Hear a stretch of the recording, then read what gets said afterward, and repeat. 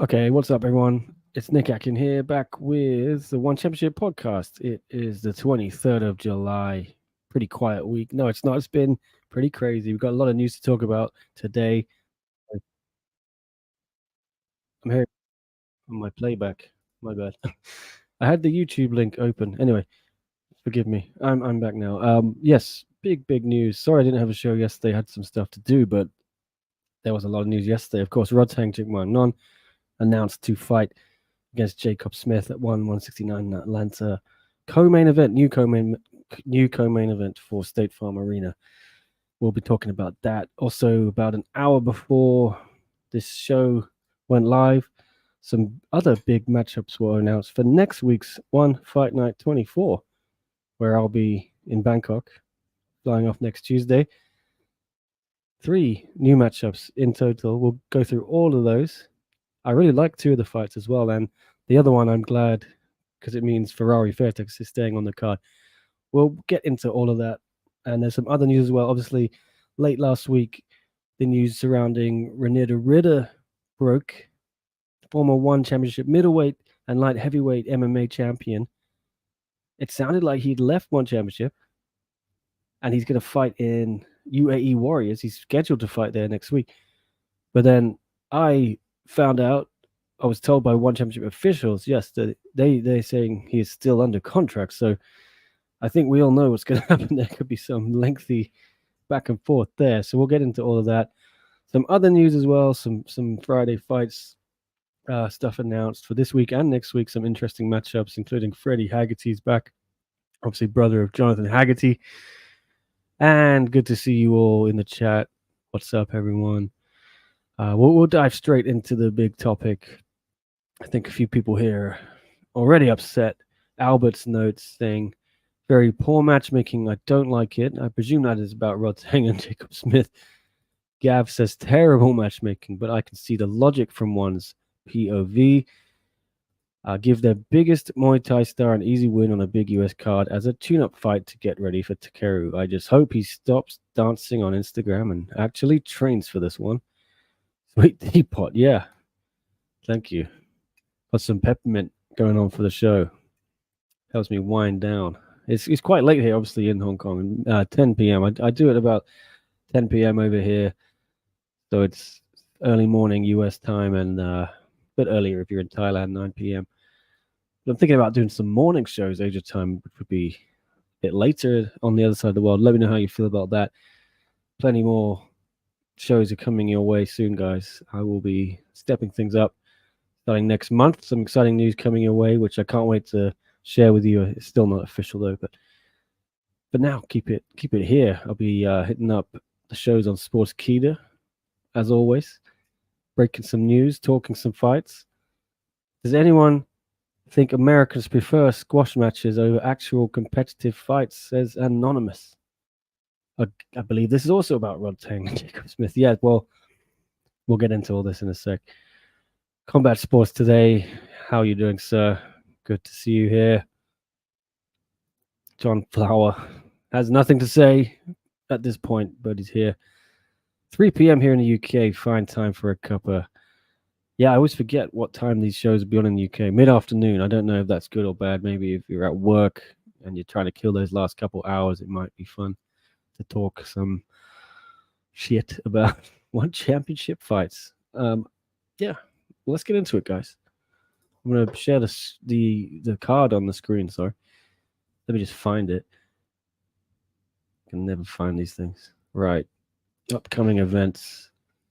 Atlanta. So now, yes, four title fights, and I believe there could be a fifth coming. I've heard of a fifth fight that was signed for this card. I don't know if it's still on the card or it's been reshuffled because of further fights that have since been announced for this card. That very well could happen because I heard this about a month ago. And a lot's changed since then. We've had 2 more title fights added to this card. Christian Lee and Ali Beg Rasulov, and now Rodtang versus Jacob Smith. So there it is, guys. Your new co-main event. Chester, what's up? Says it's still weird to make a title fight off a loss to Porch, yet Porch gets a kickboxing match with Rodtang. It's all confusing. Yeah, there's a lot to unpack. I'm just gonna give my immediate take on it first, and then I'll try and get your comments, guys, and address those. So yeah, obviously we know Jacob Smith fought Rodtang 2 years ago, something like that. Let me double check when it was. I think it was during lockdown era one, when they were kind of late to come out of the empty arena shows. I think it was May, June, something like that. I can't remember, in Singapore. Um, Let me just. It was the flyweight Grand Prix, wasn't it? So yeah, I was still stuck in Thailand myself. I remember that. Yeah, it was mm,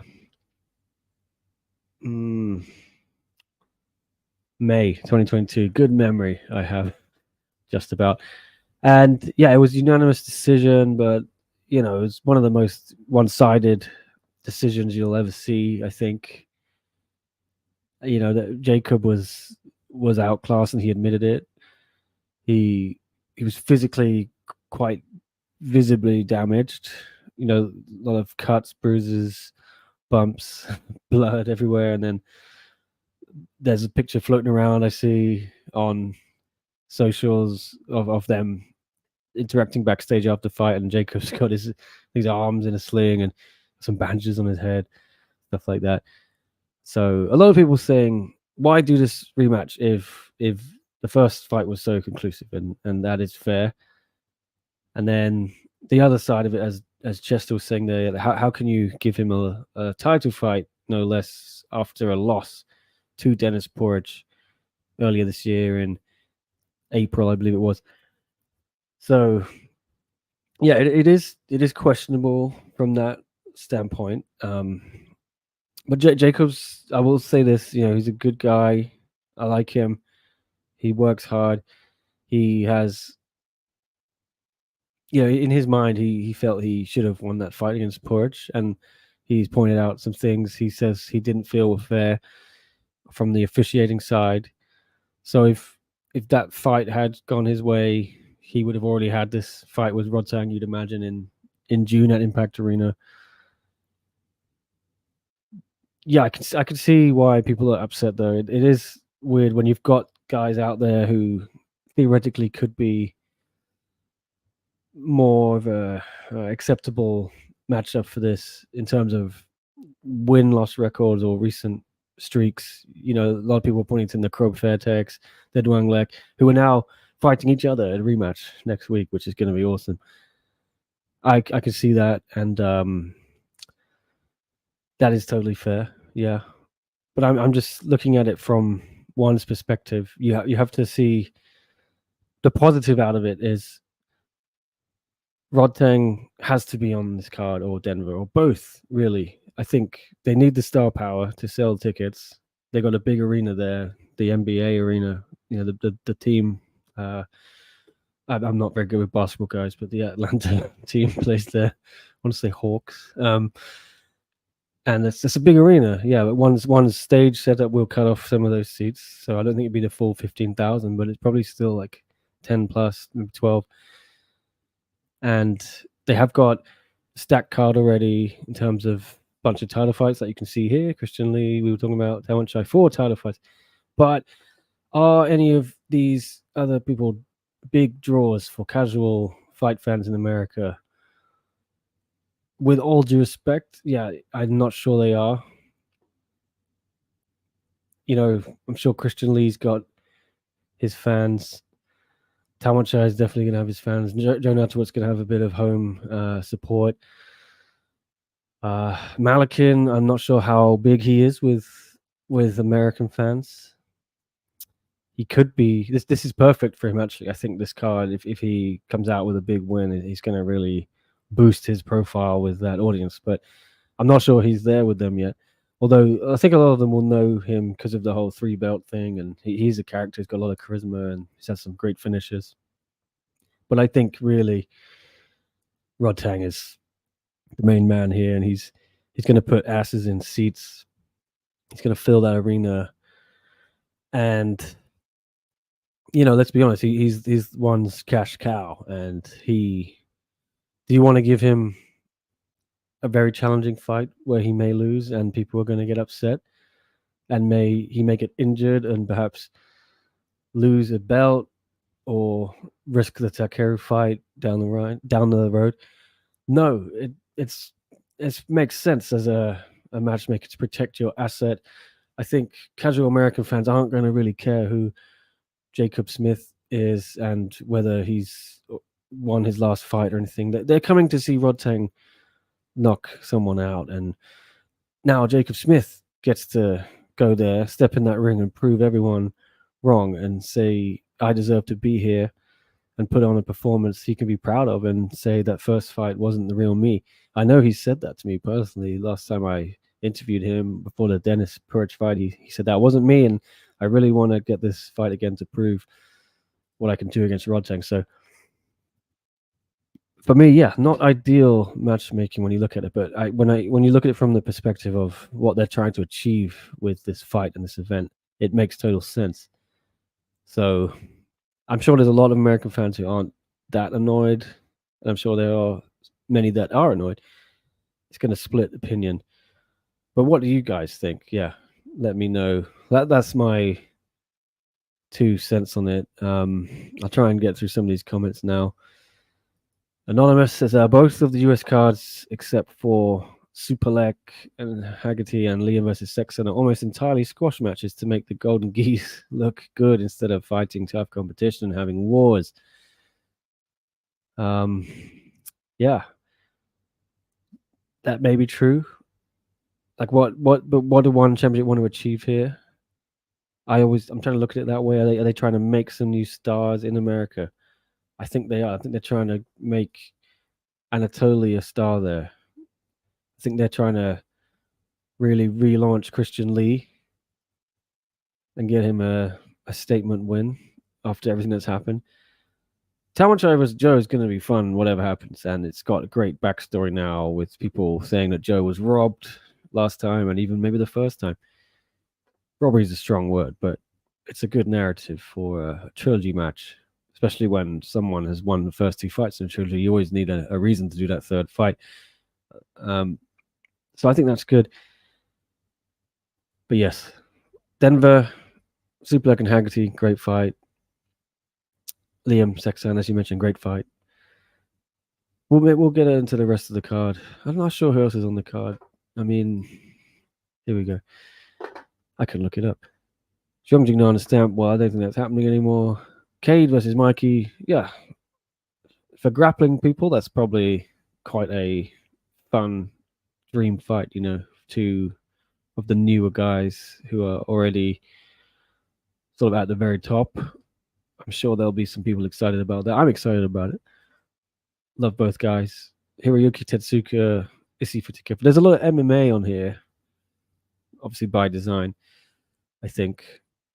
I was a bit surprised, though. I thought there might be a bit more very high-level Muay Thai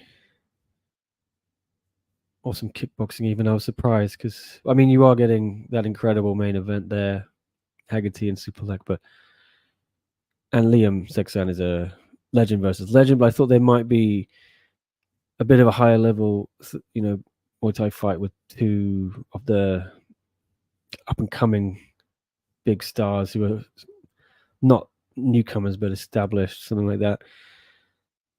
I guess they would point to Johan and yeah, but we'll see. It's not a. I'm still excited about the card. I just think it's missing one killer attraction, which is a shame with Stamp looking like Stamp's out. That would have fit the bill nicely, but I was pretty certain that they would find a way to get Rodtang on here rather than Atlanta. So who knows? Maybe he's going to pull double duty. Which of the fights do we think will get cancelled first? I hope none of them. But you never know. The good thing is Atlanta is still 4 months out. So if there's time to change things. Rodtang fought like 3 good dudes in his last 14 fights, says Wade. Yeah, people aren't happy with Rodtang's record in one championship. Been hearing it this week. If Rodtang has to be on this card, Anonymous says, why not have him fight Nakrob, Kong Torani, or any of the other Thais? Yeah, I mean, like I think I was saying in my monologue earlier, I think they want to give him probably an English speaking opponent, and then someone they feel he might get an easy win over to please the crowd. Whereas if he has a tough back and forth battle with one of the younger Thais, maybe it won't resonate so much with the audience there as it would in Thailand. And I could see the thinking behind that. 135 pounds is a very strong weight class in one Muay Thai, says JK. There are lots of potential contenders like Kongtorni, Nakrob, Duang Lek, but they are offering us this. Yes. People are upset. Jacob Smith skipping over the others is a joke. Anonymous. Man, people are so upset for this matchup. Just a dream in water, says, yeah. Jacob ranks number 3, but he's 1 and 2 and 1. Make it make sense. Right. Yeah, a lot of criticism, a lot of hate.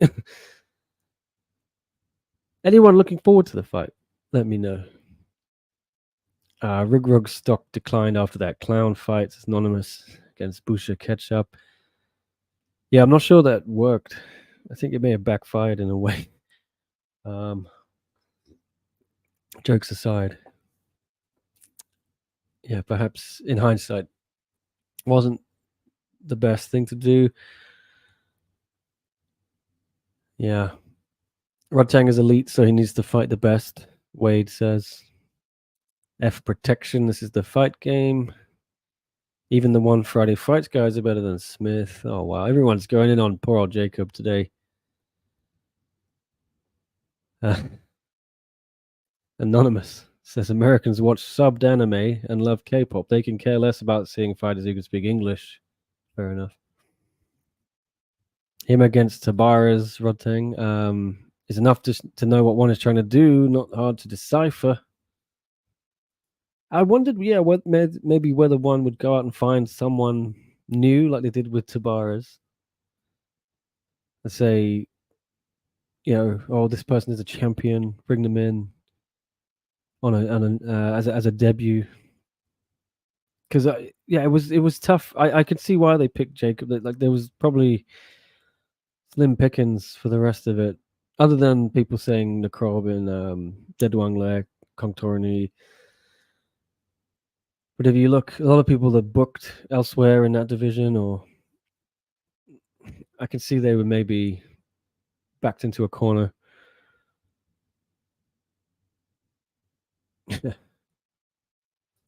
Anonymous says casuals are probably buying tickets to see Stamp, not knowing she's injured. The same casuals who just like to watch squash match knockouts. Well, yeah, they haven't confirmed Stamp's out, but I'm pretty certain she's not going to fight. She's just about got off crutches now. What are we? 6 weeks away, something like that. Yeah, I would be very, very surprised if she could make it. And I don't think it would be healthy for her, even if she had some kind of miraculous recovery. I think she'd be risking long-term injury there. Speaking as someone who has had meniscus problems, you need to let them heal. Otherwise, they just cause you problems later in life. And Stamp is still quite young. I think best for her to take her time. You're on the rankings panel, right? Story of the fight. Yes, I am. For what it's worth, my rankings are never abided by, though. Yes, I do make some left field suggestions. Why do they have them just to ignore them? LOL. I don't know. I mean, yeah, rankings are rankings, aren't they? And I think if you have rankings, you kind of paint yourself into a corner where you're supposed to abide by them. When you don't, people question it. So I'd rather one just didn't have rankings if they're not going to abide by them. And I don't think anyone would really miss it if they didn't.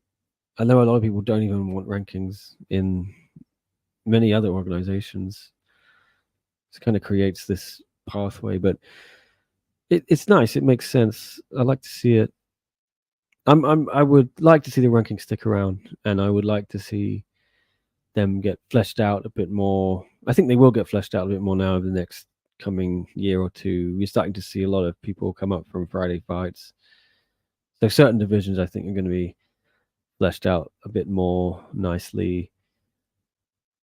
You could maybe even start getting some top tens going, which would be cool. But yeah, if they do, I would really like to see them abide by it a bit more. Rodtang needs to make weight this time. Just a dream says. I think Rodtang will be a bit more militant about making weight this time because it's a title defense, and doesn't want to lose that belt on the scale because I think could be implications for his purse there going forward. UFC didn't force Conor McGregor and Alex Pereira on us, Anonymous says. They had good fights and forced their way into the spotlight through interviews and winning.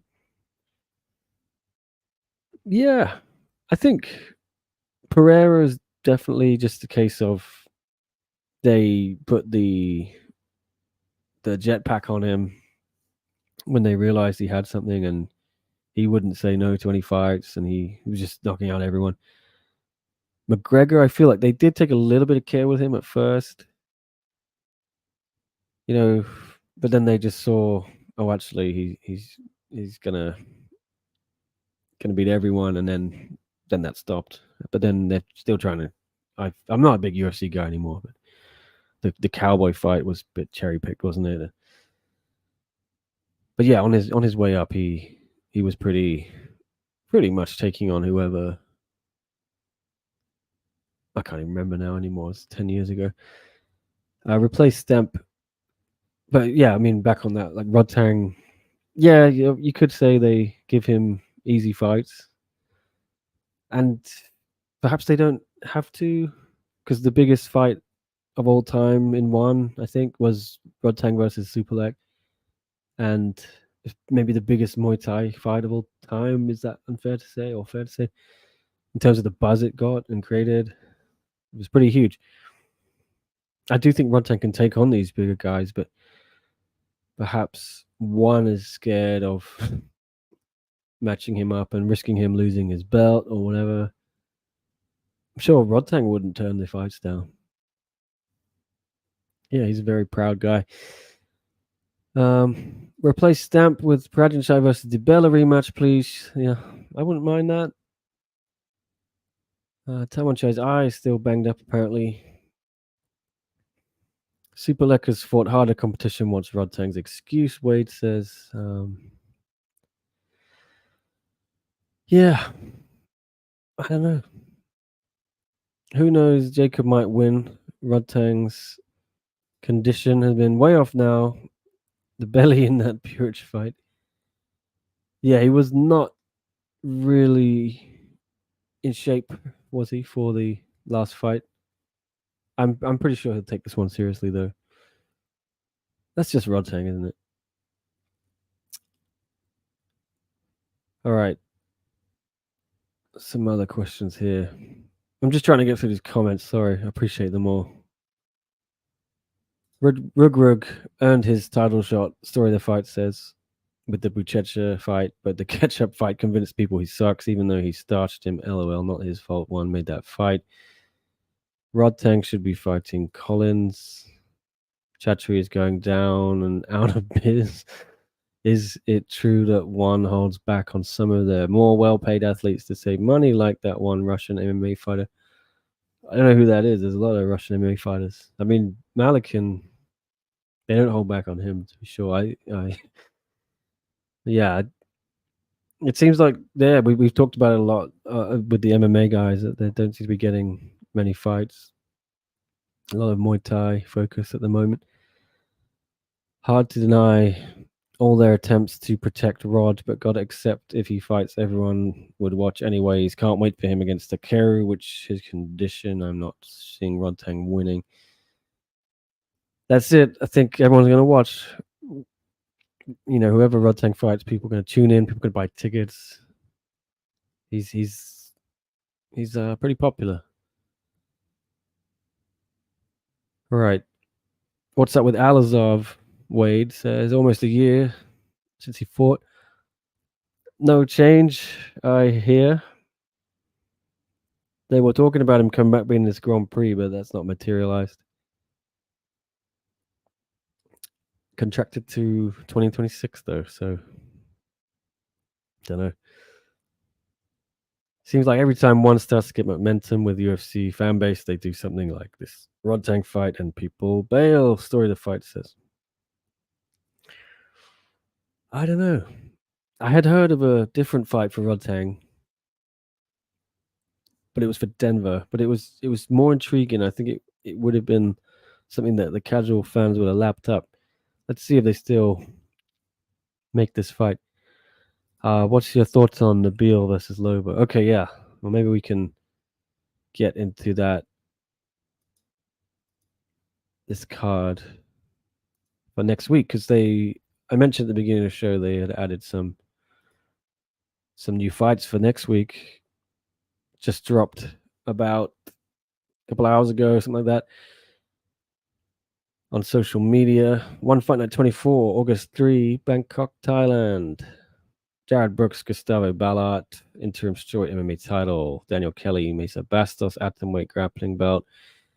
We knew these fights, yes, but they have added a few new things in the last few days as well. Felipe Lobo against Nabil Anani. So this fight was originally Felipe versus Ferrari, and then not long after that was announced, Ferrari is now out. Nabil is in. So Nabil, fresh off knocking TKO over Kulabdam, getting his contract last month, gets his Prime Video debut. That is a big fight for Lobo, to go from Ferrari to Nabil. Nabil is huge. I spoke to Lobo, and he's not scared at all. He knows everyone's saying, "Oh, this guy's big." No worries, he told me. But Nabil, I saw the guy. Jesus, saw him at the hotel last month, the day after he won his fight, and guy just grown. Even every time I see him, he's grown more. He's so tall, and yeah. Even in that year since he fought Suplex, he's a lot taller, a lot thicker. This weight class suits him, and I know his nutritionist Peter and his coach Mehdi, they're not sure he'll even stop at bantamweight. It could be featherweight eventually. So I wouldn't be surprised. He already is bigger than some featherweights and kind of thicker, Guy, you'll see. You see. One of my thoughts on that fight. Very interesting fight. Potential. And Lobo is ranked number 3, so you imagine Nabil gets a win there. He's going to put himself right in that title mix. Nico Carrillo would say he's next against Superleko Haggerty, and it'd be hard to argue with that. So perhaps Nabil would have to wait and maybe fight Nongo. Although I've got a feeling Nongo is going to be fighting this Nabati chap, Cameron Nabati, in September. So Nabati could also jump up to number 2 if he beats Nongo, if that fight is made. Then you've got Nico, Nabati, Nabil, the 3 ends, all waiting in line. It's a very tough division now, isn't it? Just the physical difference in this division in the last year or year and a half is so different to what it was just 3 years ago when Nongo was dominating everyone. The guys are so much bigger now, taller, thicker, stronger. It's completely changed. The landscape has changed, and then I think you're seeing a knock-on effect in other divisions because some of the Thais who were in this division are now popping down the division, and they're trying to be bigger in that division. And you're seeing it in other divisions in one championship. I think the Thais are starting to cotton on, and you're seeing some of the foreigners coming in and trying to use their size to help them. Not saying anyone's a weight bully, anything like that. I don't want to get into that debate. If you can make the weight, why not do it? But I think, yeah, they're starting to be a bit smarter about it. And getting nutritionists on board some of the Thais now, and yeah, really taking advantage of some of the scientific approaches out there to be at their best condition. So that's my take on the fight. It will, I think it'll be a fun one. Not sure it'll go too long. Nabil's weakness we've seen was the body shot, but even Suplik I think had a bit of trouble kind of reaching him. But when he did, he shut him down. But that was Nabil at flyweight. This is different Nabil. I'm not sure. It looks like he can handle the body shots now, and he just looks so much more dangerous in this weight class. So Loba could be in for a tough morning.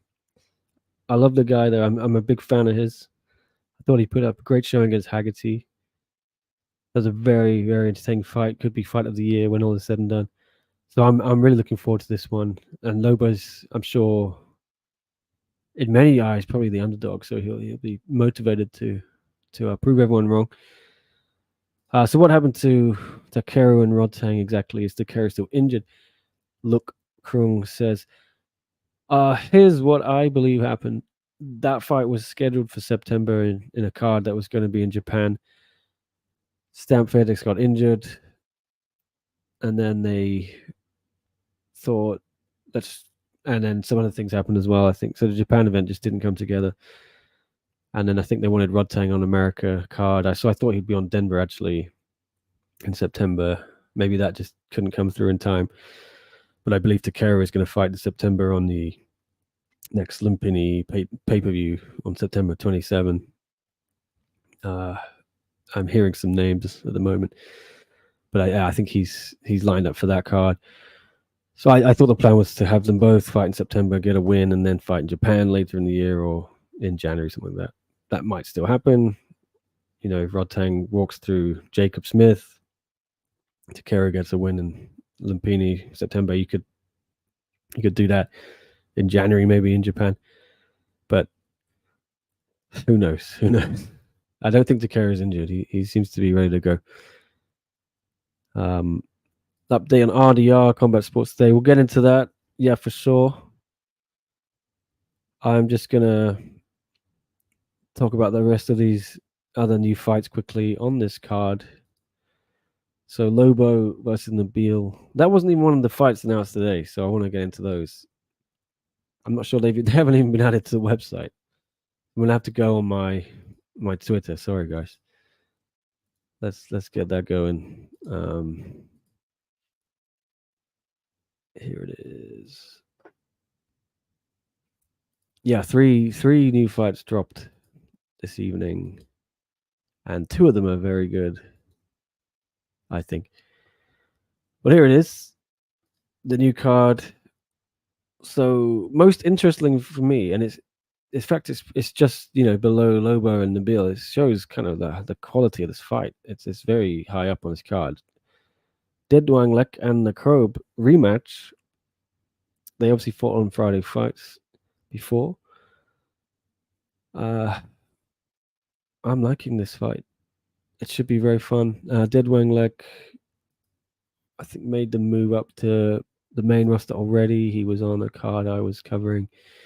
This is Nakrob's first fight on the main roster, I believe, after he knocked out Tagir Khalilov. So this should be very good. Yeah, I'm sure the fans will be very interested in this one. If you watch one Lumpini, and the fans in the stadium are going to be very happy for it.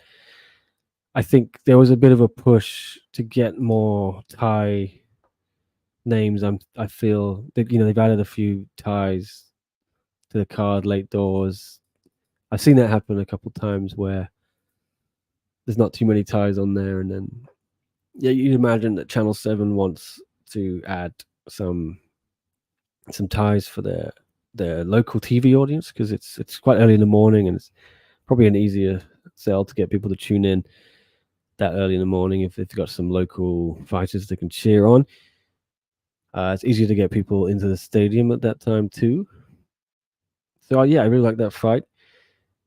Ferrari Fairtex stays on the card. He was going to fight Felipe Lobo, like we said. Thankfully, they found him another opponent, Dimitri Kovtun, who I know absolutely nothing about. Sorry. Yeah, see what happens there. And then the other one, Tong Poon, is out. I heard this last week. Yes. And Zakaria El Jamari steps in against Alif Sordejapan. El Jamari obviously beat Tong Poon a couple months ago. So that makes sense, yeah. I like that fight. I do like Zakaria. I think he's quite talented. This should be really fun. Alif, good for him. He gets a chance for a quick turnaround. He had that fight with Ellis Barboza last month, which was very good and very, very close. All scorecards were even 28-28. And then it was a split for Ellis. So, yeah, good for him. Hopefully Ellis gets a fight again soon, though. I was just chatting to him on Instagram a bit earlier. He's ready. I think Lasiri would be a good fight for him if they're doing Muay Thai. I know he's interested in kickboxing as well, so you got some other guys there. Maybe he could fight Rui Bateo, Zhang Peimian. There's some options, but yeah, I hope Ellis isn't waiting too long. It's probably never easy when you win a fight and then you see the guy you beat come back before you. You know what I mean? So I hope Ellis isn't waiting too long. I know he'd like to get back in there, maybe October. I think that card's still got some slots on it. But yeah, those are the new fights, guys. I'm excited. I think it's good. It's added a little bit of extra sauce to this show, and now I think it's a very nicely rounded card now. A couple of title fights, some really interesting Muay Thai fights there now, I believe, which I'm a fan of. And how can I not mention Hong Kong's own Yu Yao Pui? He's back against Amy Perney, debutante. We do love YYP on this show, you know, repping the 852 here in Hong Kong as well. So happy to see her back. She's great fun. Really exciting to watch. A lovely person to chat to as well. So we'll catch up with her in Bangkok next week. Yeah, those are the fights, guys. I'll try and get through some more comments. Sorry. Duck Poon, anonymous calling him Duck Tang, and Duck Rari Vertex.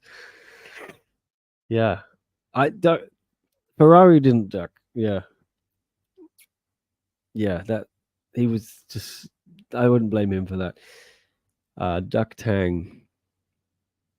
Yeah, Rod Duck, you could call him. Duck Poon. I don't know what happened with Tongue Poon. I think there was an injury.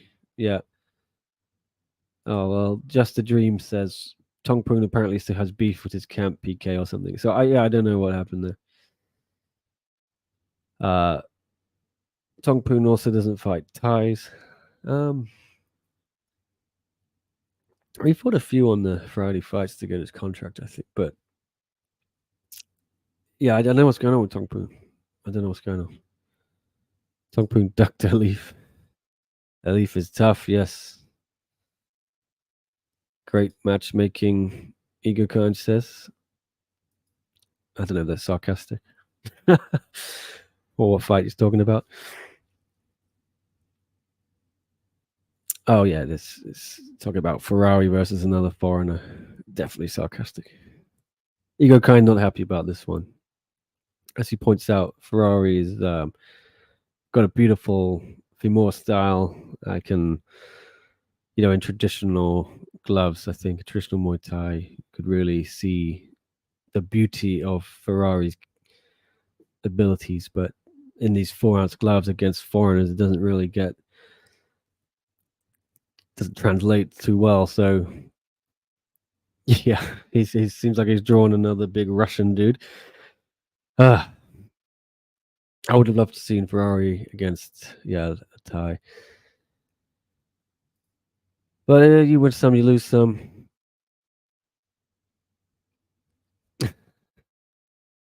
Takeru is healed now, Anonymous says, but we'll probably be waiting for Rodtang to recover again. Takeru will probably fight the strongest possible Thai that Rodtang ducked. Yeah, I'm hearing some Thai names being thrown around for Takeru. but I wouldn't worry. I feel he'll get a win. Takeru fighting for the Lumpini card is such a waste of his stardom, man. Just a dream, says.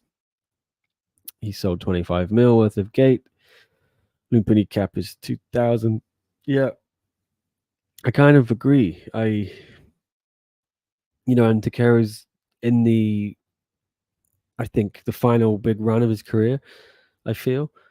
From what he's saying, I'm not sure he's going to hang around too long. He wants to do Rodtang fight, and he wants to try and win the belt in one or a belt in one.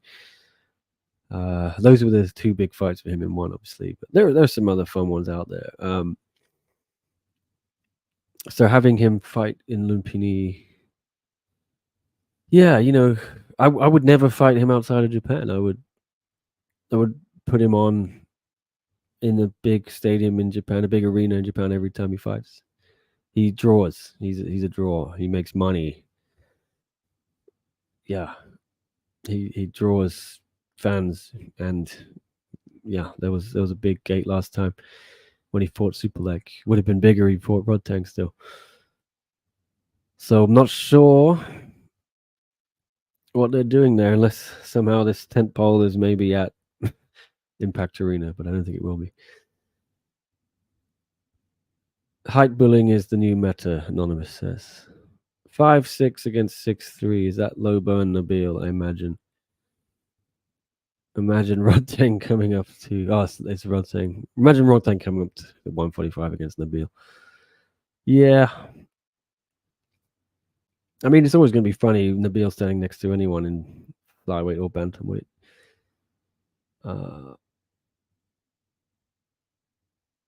Right. Ferrari was scared to fight Nabil, Anonymous says. So they found him another random Russian. No, that's not it. From what I heard, it was... He had signed to fight Lobo, and then some things happened. But I don't think Ferrari was ducking at all. Has his opponent fought him one before? No. I was trying to research it before the show today. I couldn't find anything on Dmitry Kovtun other than he shares the name with a famous Russian warlord or something. No,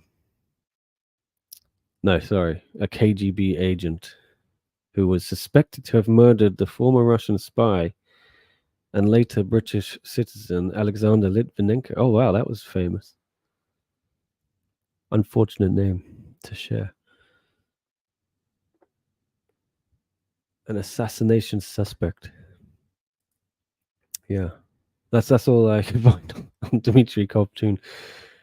I saw on Tapology he had a couple of fights last year outside of one, so I have no idea who he is. Let's see. Anyone know anything about Dmitry? Wasn't there another MMA fight announced for Denver today? Oh, Josh, you're killing me. What have I missed? Let's go back to Denver. I didn't see it on the card. I feel like everything's been announced already. Bevi and Mamedov was already announced, I think. Or not. I think so. I've seen everything on there, and I think the lineup is now full unless they bring in a new kind of co-main or main event.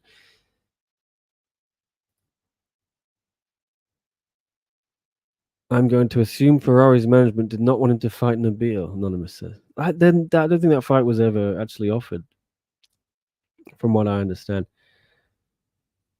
I think it was Lobo and Ferrari, and then when it went to Lobo and Nabil, it was never offered to be Ferrari and Nabil. So he's fighting an assassin. Oh God, who knows? Not good for Ferrari if so. One signing KGB agents now. LOL. I thought it was on the One Lumpini Facebook page. Chester says, all right, let me check this out. Let's get to the bottom of this now. Is there a new fight, an MMA fight on 168 in Denver? I'm scrolling. I don't see it. I don't see it. I don't see it. Yeah, I've only scrolled so far, but I don't see it. If you find it, let me know. I don't think there is, but I'm often wrong. Okay. Unstoppable Force versus Immovable Object. Fairtex fighter versus PK Sunshine fighter. Would it be the first draw in 1FC Muay Thai history? Could be. Yeah, I'm not sure the judges could. It would be tough, eh? A lot of people are saying these guys get all the decisions and this and that. Those two gyms on the Friday shows and some of the fight nights now. Where do you stand? I don't know. Everyone's pointing to Tawan Chai and Prajan Chai getting the decisions in their title fights recently. And Fairtex getting a few decisions people aren't happy with on Friday fights, I remember. I don't know, guys. I don't think the judges are crooked or anything. Those certainly are some big gyms, though. But I don't think there's corruption. I know the judges in one; they're all stand-up blokes, good guys and girls. Yeah, I like them all. I will leave the conspiracy theories to you in the chat.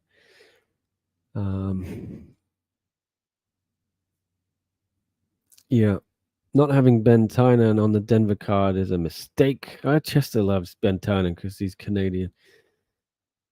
But yeah, I'd like to let's see Ben Tynan back. He's fun.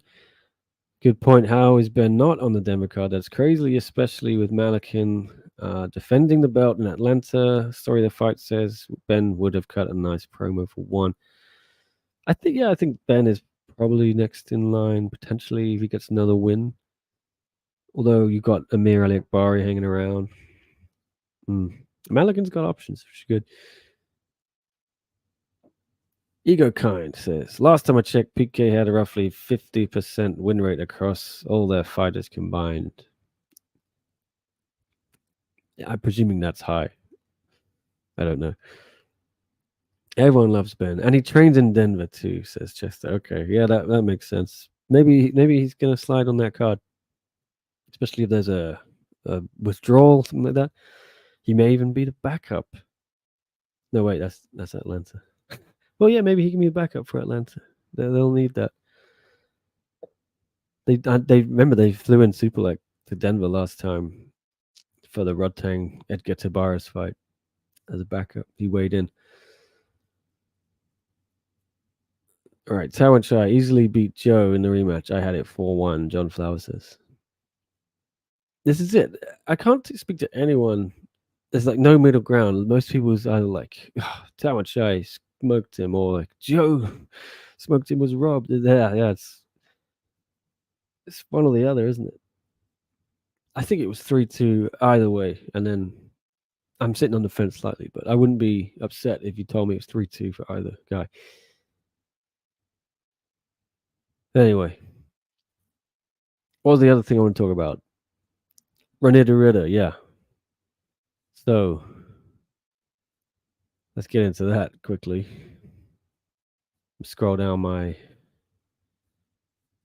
profile, Twitter feed, just so I got all the news. So yeah, I woke up to a text or 5 from a bunch of different people saying like, "Oh my God, you seen this Derrida stuff?" It's like, no, what Derrida stuff? And then yeah, I had a quick look, and the big news was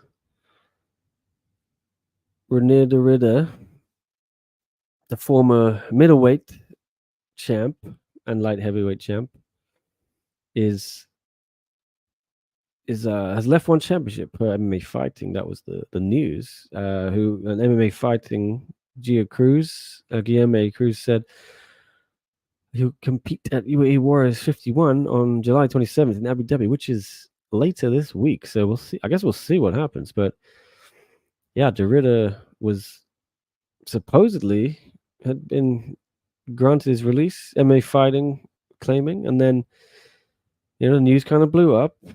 I messaged One Championship officials, various people. Said, "Is this true? Has he got? Can I get an official comment?" And then they eventually got back to me and said this. Yeah, Derrida is still under contract with One. That was the official line. And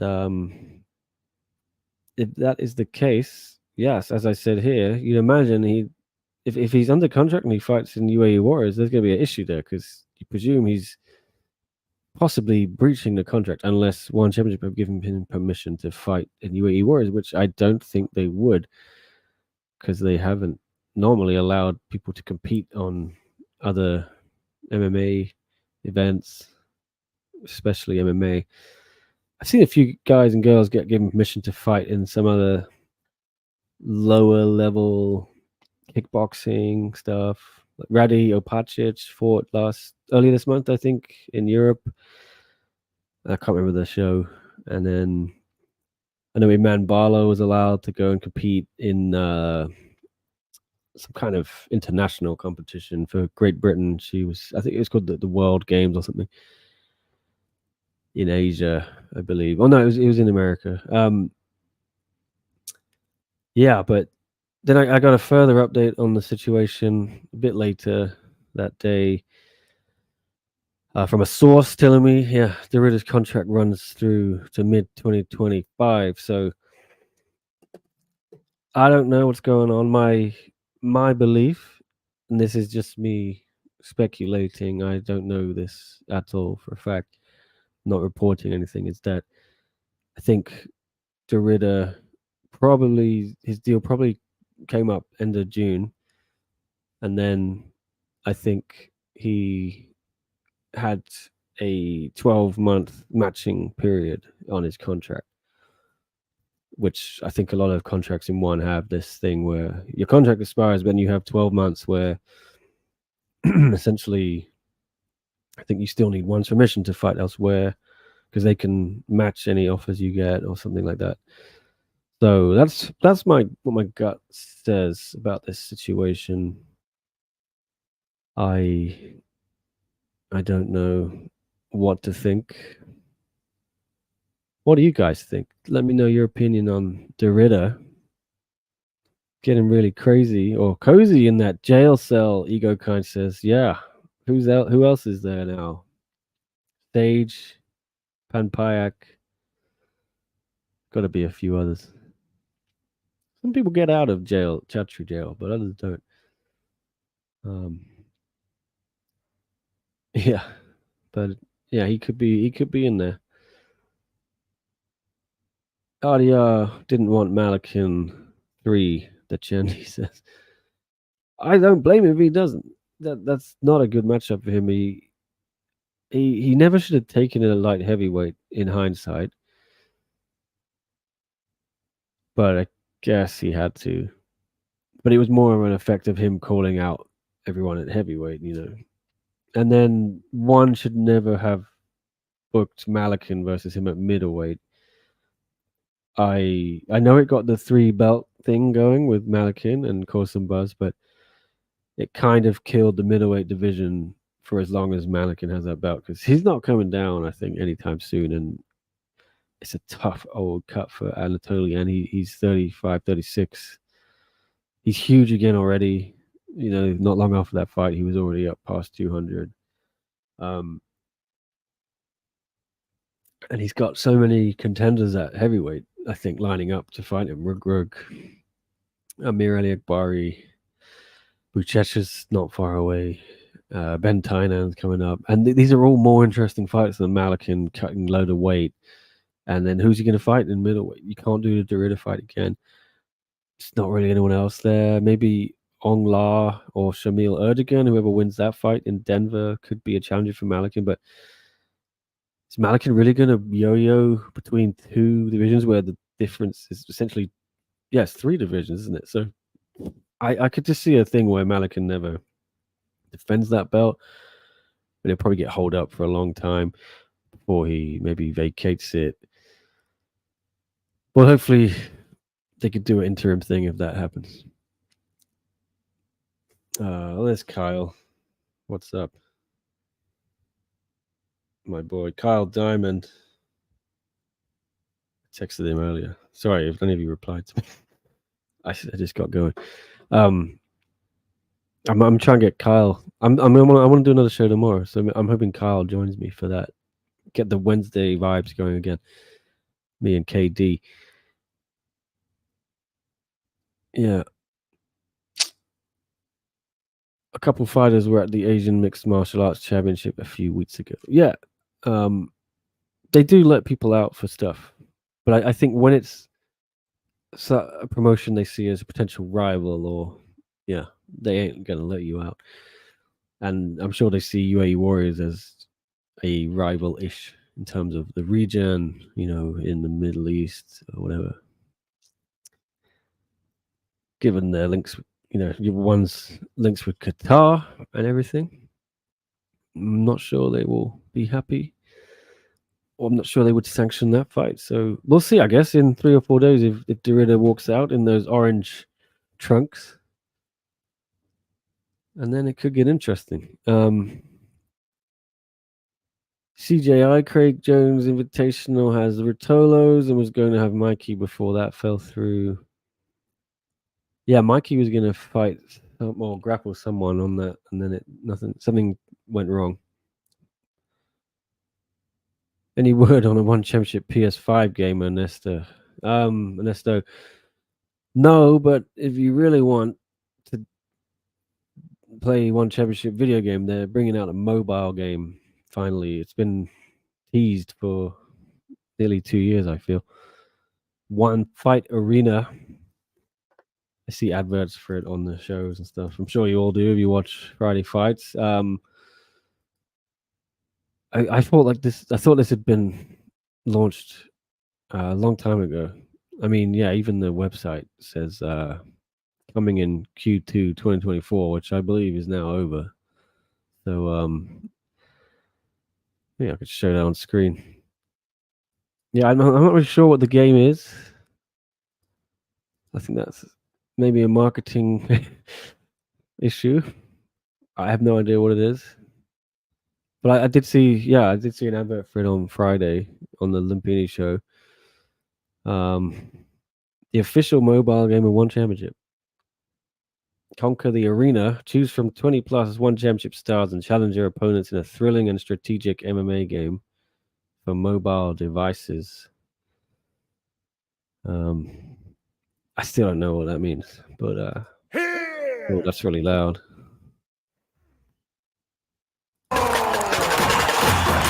I'm gonna just turn the volume off. It's very loud in my ears. I don't know if it's coming off loud in your ears, but yeah, it looks like you can be Rodtang and Mighty Mouse, one's biggest stars.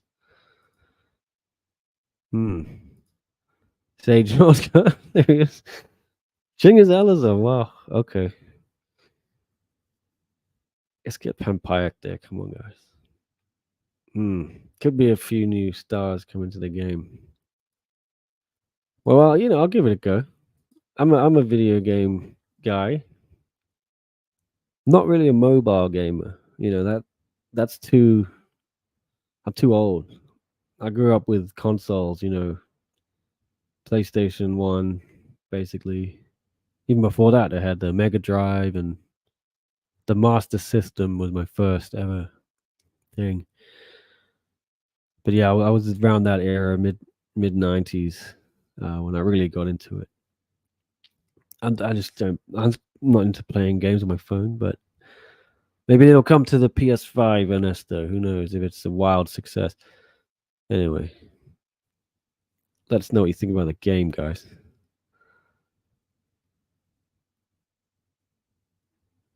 When they don't show gameplay, expect it to be trash, Gav says. Not giving it a chance, Gav. Come on. But yeah, I do. That is my opinion usually. If I don't see gameplay in a trailer, I'm thinking, all right, well, what's the actual game here? I don't know, guys. Big Dash left a few months ago and filmed a video of himself tearing his one contract in half. I remember right. That is correct, Kyle.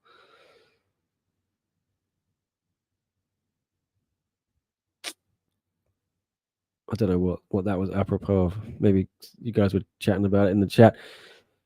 Um, yeah, Derrida is. We'll see what happens with him. I hope either way he gets a fight. Kyle says. Any update on Pampayak? I thank you for asking Chatri about him, and he said Pampayak not accepting fights. No update. I do believe I'm gonna be talking to Chatri perhaps this week, if not early next. Gonna have not video. We're just gonna do some phone call, I think. But I'm hoping to run some news from that, and I'll be asking him about Pampayak if you guys want. But I feel he won't say anything new. I think he's just gonna say that stuff again. Yeah, that he didn't want to take the Nabil fight. So I'm not sure I'll have a real update for you, Wade. Sorry. Back on the game here, I see. Anonymous says, I saw gameplay of beta of the game, and it's not very fun to me. I was hoping an actual game like Simulator or even a game like UFC 4. Yeah. I haven't even played the UFC game, so I don't know. I think I'd give it a go if there was a proper One Championship console game. I'd probably be into it. You asked him already. No need asking him again. Oh, well, maybe something changed. Wait, who knows? But to be honest, every time I go to the events and Chatri's there, all the Thai guys ask him, Thai media ask him every time. So, and when he does Facebook Live Q&A, everyone asks him on there in the Facebook Thailand page. UFC games are awful, but I'd still take it with the one roster. Story of the Fight says, yeah. I think it would just be fun as a fan. Yeah, I think you'd enjoy it. I'm probably not a huge UFC fan anymore, so I think the game was made free on PlayStation Store as a monthly game on the whatever the PS Plus subscription thing is, and I downloaded it. This is a while ago, maybe a year, and then I've never even played it. I just don't think I'm a big fan anymore of UFC. Not that I'm knocking it or anything. I don't watch it unless it's one of the big pay-per-views. I'm very busy covering one and watching one. It takes up a lot of my time, but I'm not a huge fan of the Apex shows. I'm not sure many people are, and yeah, I feel the quality's dipped a little bit with that. So I haven't played the game, but fighting games I'm pretty shit at anyway. So,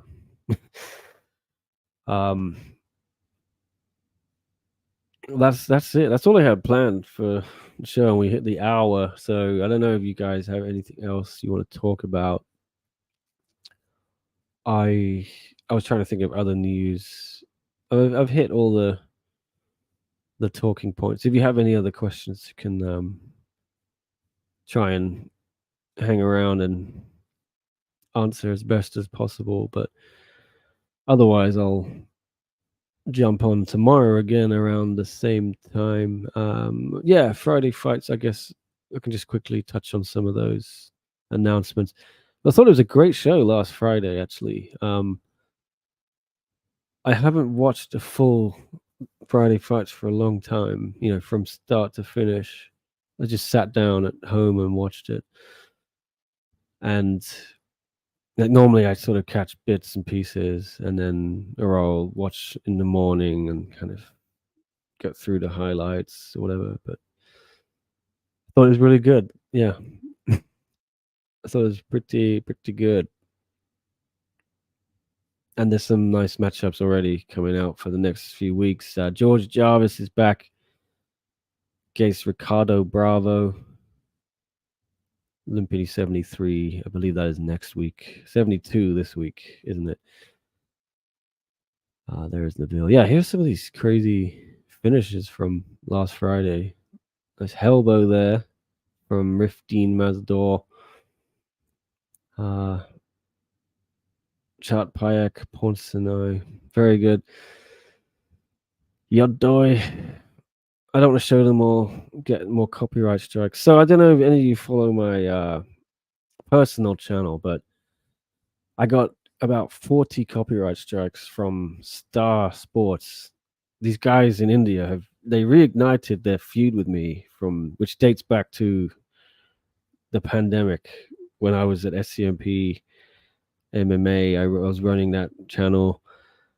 I was kind of building that channel up on YouTube, and we would do a lot of One Championship content. Obviously, and I was doing these watch-alongs with One Championship, and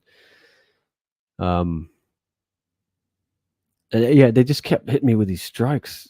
So I had to geo-block India pretty much from everything I uploaded on there. And now, yeah, they just smashed me with 40 copyright strikes on my personal YouTube channel, Nick Atkins One Championship News, which I was actually now starting to look at building up a bit more. But it's been deleted, been terminated by YouTube because of these strikes. Literally just got shut the heck down.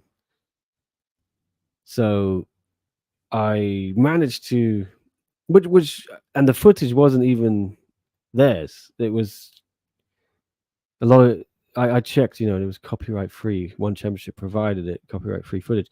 To me, that's why I upload it. I'm very careful with that now.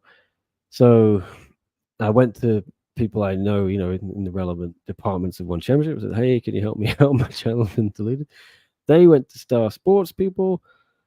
And then the next day, a bunch of the strikes got released. Not all of them, I think, but a big chunk.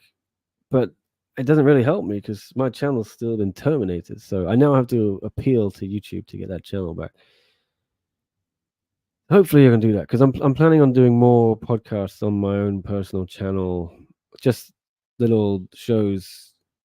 I won't say daily because it might be too much, but I would just like to do a nice hour of news every night of the week, weeknights if I can. And maybe do a kind of watch along for Friday fights because I'm going to be having a lot more free time now to cover this stuff. I'm going to be stepping up. That's the plan. I have some exciting news to share soon, very, very soon. Some of you guys all know I've told you about it already, but I went on a big tangent there. Sorry about YouTube and copyrights. I was talking about Friday fights, wasn't I? So what I wanted to show was yes. Here are some fights. That's next week's Friday fights, or this week's even. I think they have the full card. I posted it the other day. There it is. Yeah. Some cool stuff on here. I'm looking forward to it. Freddie Haggerty is back. Jonathan's brother. Alex Roberts against Baby Latasayev. That should be really fun. Both guys, I think, have lost to Cricklier, which is no shame in that. But that should be interesting. Light heavyweight Muay Thai. Co-main Jelte Blomat and Taxing should be good. Main event should be Caldwell Kongsig and Joachim Uragi. Yeah, there's another nice little card. They're putting some consistent cards together. I feel they're always, yeah. I think if you're a fan, you get served every week, but I think they're starting to put together some consistently strong cards on paper. Not just when you watch it, you're entertained. If you like One Championship Muay Thai, which I know some people do not like because of it's not exactly traditional, but with the 4-ounce gloves and everything, and the lack of the clinch. But if you like 4-ounce Muay Thai and if you like knockouts, you get pretty much what you want every week on Fridays, and this should be another good one. So that was my rant about YouTube. Hopefully I'll get that channel back. And hopefully you guys all join me for some podcasts. John Flowers, I do not need names on the Friday fights. Yeah, perhaps that's it.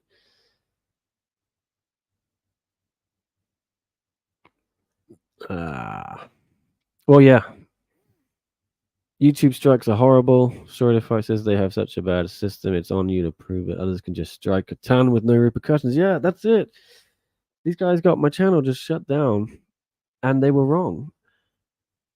So I've now got to go through all this bollocks to get it back.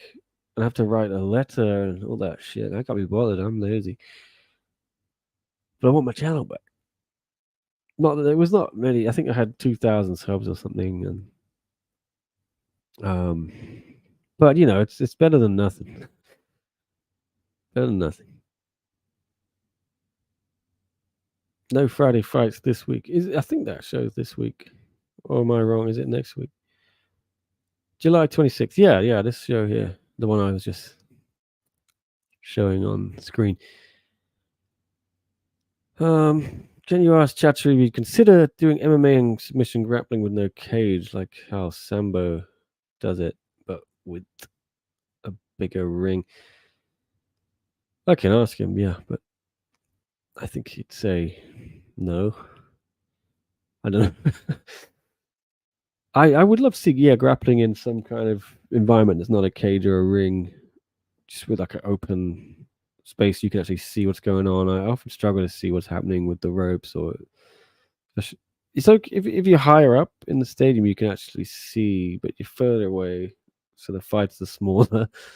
But often, yeah, when I get a ringside media seat, I'm kind of, my vision will always be obscured by cameramen or whatever who stand on the side of the cage or around the cage, you know what I mean? Or the cage posts themselves. It can be difficult to see what the hell's going on, especially if it goes to the ground. Because I'm kind of at eye level with the canvas, because the canvas is, the circle is raised up.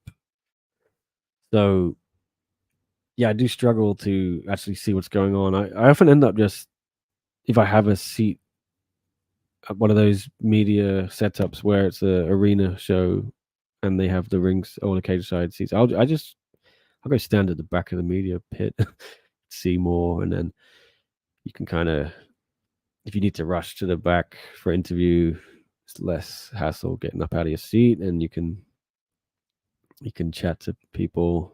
You can see the fighters when they come back after the fight. Stick a phone in their face, all that good stuff. Right. The only thing I don't like so far, Wade says, is what you said: no knees or elbows on grounded opponents and no grappling out of bounds. They can just creep out of bounds. They stand back up. I don't know what this is about. There's some sort of debate going on about the rings and stuff. But I'm happy that you're all having fun and interacting. By the way, story of the fight. Big fan of you guys. Watched every one of events you guys did. Just a dream in water says, yes, I agree. I love story of the fight. Everyone, please go subscribe to them on the various platforms, the usual platforms. Instagram, YouTube, I think. I see them knocking around everywhere. Good guys. All right, yeah, may leave it there, everyone. Let's save some of this for tomorrow, when I imagine they tend to drop a load of news on Wednesday nights, Asia time. So I'm sure about 15 minutes before the show starts, there'll be some big fight news. But otherwise, I'll try and think of a theme. Hopefully some news happens before that. Otherwise, yeah, maybe line up an interview as well. I was thinking of getting Jacob Smith if he wished to do it, but I'll see what I can rustle up. But yeah, I'm gonna get out of here. Thanks everyone for watching, and hope you enjoyed it. Appreciate the comments as always, and the interaction and the questions. Really good fun. I'll be back, yes, hopefully tomorrow. Like the channel and subscribe if you haven't. I think we just went through 35,000 or 36,000 even, yeah, for Sports Keto, which is pretty cool. It was It's been like 2000 when I joined the show or the company in January. So yeah, hopefully I don't get a bunch of copyright strikes for them. That would suck. But I feel they got my back. Yeah, hopefully against the Evil Star Sports. Sports Kita is gonna help me out. Yeah, see you all, guys. Appreciate you guys as well. Thank you so much. Good night. Good.